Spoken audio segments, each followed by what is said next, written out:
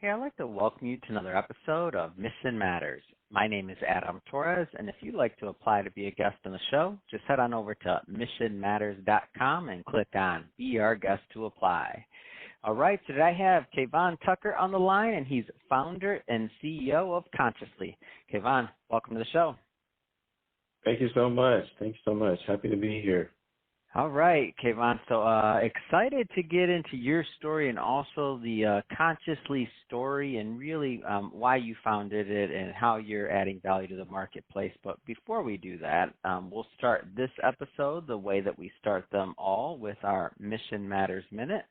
So, Kvon, we at Mission Matters, we amplify stories for entrepreneurs, executives, and experts. That's our mission.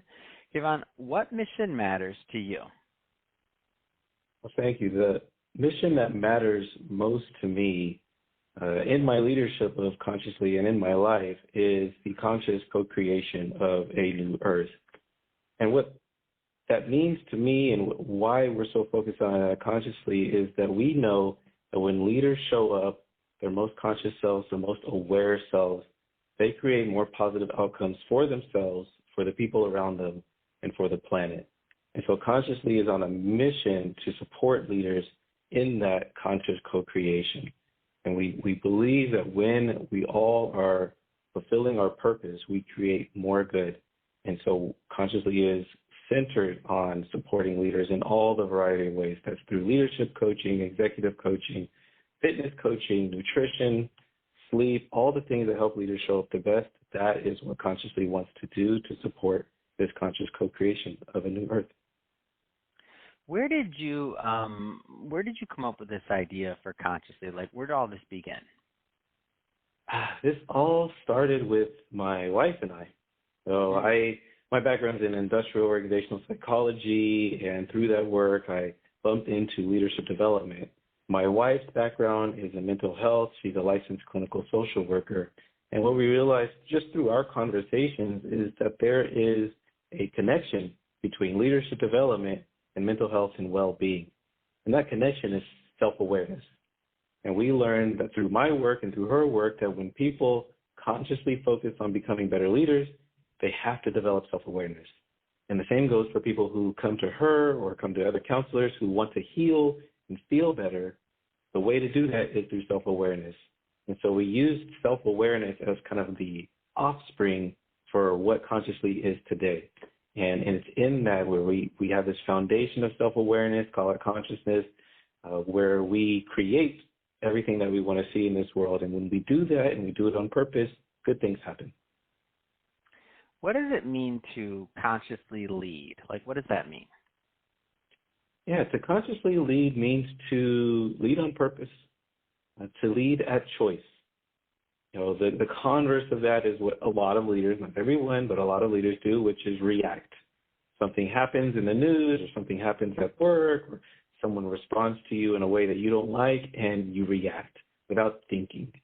What we want to support leaders to be able to do is to react on purpose or to respond on purpose, to consciously lead, to say, hey, I see this person reacting to me in this way, and then ask a question. How do I want to respond? How do I want to be during this time? What are the values that I want to drive my leadership? What are the values that I want to drive my behaviors at work and at home? That is essentially what it means to consciously lead, is to be aware of who you are, how you want to be experienced, and to move your life and your leadership in that direction. What type of companies you typically work with? Is this for large companies like enterprise only, middle market, small businesses? Like, give us a flavor for who you serve. Yeah, right now we're fortunate that we have a pretty diverse client group. So I have some client groups that I support at places like Google, Netflix, Amazon, some of these places I've worked at, Facebook, Tesla. So my wife supports leaders in these spaces. We also support some smaller tech startups. I support a couple of CEOs in smaller tech startups as well. We also really want to support and are supporting a few nonprofit organizations. And the idea behind this is what we really want to do is we want to work with leaders who are in high impact positions. So our belief is that for us to fulfill this mission of ours, to consciously co-create a new earth, we have to work with the leaders who are leading high-impact organizations, leading organizations that have an impact on the way that we connect with each other, the way that we work, the way that we see our world moving. So that means working with leaders in tech. That also means working with leaders in social impact and social-oriented organizations. Ultimately, we want to be able to connect these leaders. Because from my wife's background and my background, we know that these leaders aren't necessarily in the same social circles. And a part of Consciously Mission is to bring these leaders together so that together we can all create the world that we want to see. So you mentioned some pretty big companies that you've helped and support and work with their leaders. As you kind of introduce your methodology, your coaching, and you kind of get in the weeds with the organizations, and I don't want to stereotype. I know every organization is going to be a little different. Every leader, every person's unique. But I know that themes many times tend to arise when you're working with different leaders. What are some of the things that or the ideas that you feel kind of give those aha moments where you walk into that room or you're coaching and they're like, oh my gosh, I never thought of it this way. Like what are some of the things that you teach that kind of give those aha moments? Yeah, the first thing, and this isn't necessarily an exhaustive answer, but the first thing that comes to my mind is another thing that Consciously focuses on, which is leadership wellness.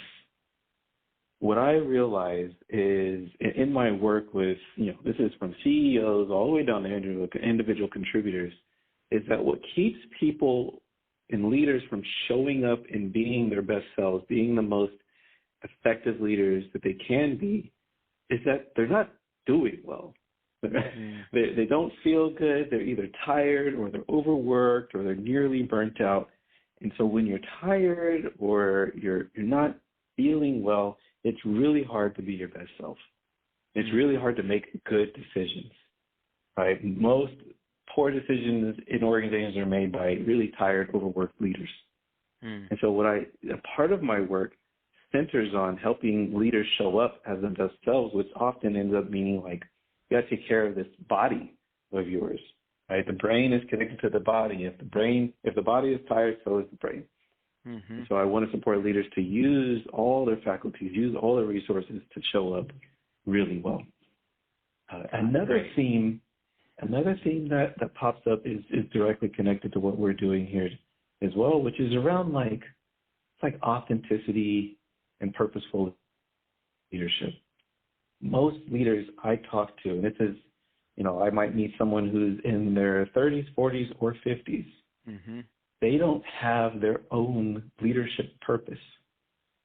They don't have a clear picture or an idea for how they want to be leading their lives and leading their organizations as a reflection of that. Most of these leaders show up and do a job that they're told to do in the best ways that they know how. And instead, what I support leaders to do is really center on, okay, well, what's the big picture for you? What's the legacy you want to leave behind? How do you want to be experienced every time you step into an office, every time you step into a meeting? And what's important about that for you? And how do you use those answers to guide your leadership? That's the really powerful work. So I'd say maybe 60 to 70% of the leaders that I get to work with, their first, we'll call it a phase of coaching with me, is really centered around purposeful or authentic leadership. It's really showing up, being your most purposeful or full self. So I'm a huge fan of coaching, of professional coaching. I just feel that I've always gotten so much out of it, and most of the network of people that I talk to that have participated in different forms of coaching. Most people that have gone through it, in my opinion, really they get a lot out of it. But for those maybe that have never gone down that path, or that's something they've always considered, but it's just not been a priority, or for whatever reason it just hasn't happened in their journey yet. Not judging anybody, but what would you tell them? Like, what would you say to those that maybe haven't explored, some type of professional coaching or anything like that? Like, what would you tell them? Yeah, we have to admit it's a luxury, it's a privilege, and it's one that many people don't think they can afford. I would invite folks to consider what it is that they want out of their leadership in their life, and whether that thing is worth investing in. It's been my experience that most people who go through coaching for the first time have no concept of what's possible in coaching. And so they might set a goal, and then we blow that goal out of the water ahead of time, and they're like, oh, shoot, well, if that's possible in 3 months, and what's possible in 6 or 12 months? So we begin to set bigger and bigger goals, and the leaders that I support achieve more and more and feel better and better about their leadership. So it's a difficult thing if you've never experienced it, because you don't really know what you're getting yourself into. What I would ask every leader who's listening right now is to think about what they want more than anything else in their lives.